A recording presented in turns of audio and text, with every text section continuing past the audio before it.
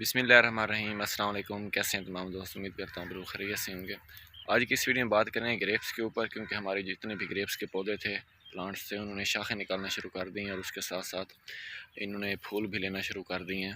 یہ آپ دیکھ سکتے ہیں، اس کے بعد یہ اس کے اوپر پھول نکلیں گے اور اس کے بعد یہ ہمارے گریپس بننا سٹارٹ ہو جائیں گے۔ تو اس ٹائم موسم کی تبدیلی کی وجہ سے کچھ فنگس کا پرابلم آ رہا ہے ہمارے گریپس کے اوپر، تو میں نے سوچا کہ آپ لوگوں کے ساتھ بھی یہ ڈسکس کر لوں۔ کہیں کہیں جو ہمارے پلانٹس ہیں، بڑے پلانٹس ہیں، اس کے اوپر اس طرح کے چھوٹے چھوٹے یہ کالے آپ لوگ دھبے دیکھ رہے ہوں گے، اس طرح کے پتوں کے اوپر یہ چھوٹے چھوٹے دھبے بن رہے ہیں۔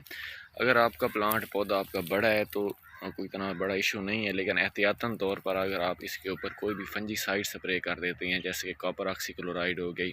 بایوفینتھرین ہو گئی یا پھر ٹاپسنیم ہو گئی، اگر آپ لوگ اس کا ایک سپرے کرا دیتے ہیں اس سٹیج کے اوپر تو یہ کافی بہتر رہ جاتا ہے۔ اگر آپ کا جو پودا ہے وہ بالکل چھوٹا ہے، مین کہ 1 سال کا پودا ہے، تو اس کے اوپر اس بیماری کا اٹیک آ جاتا ہے، تو پھر آپ نے فنجی سائڈ کا استعمال لازمی کرنا ہے۔ جو میں ریکمینڈ کروں گا وہ کاپر آکسی کلورائڈ ہے، اس کا سپرے آپ نے لازمی کرنا ہے،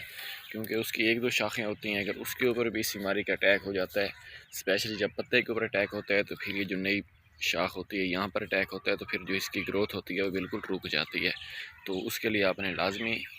کاپر آکسی کلورائڈ جو زہر ہے اس کا استعمال کرنا ہے۔ اس کے ساتھ ایک اور آپ نے احتیاط یہ بھی کرنی ہے کہ جس ٹائم اس کے اوپر پھول بننا سٹارٹ ہو جائیں،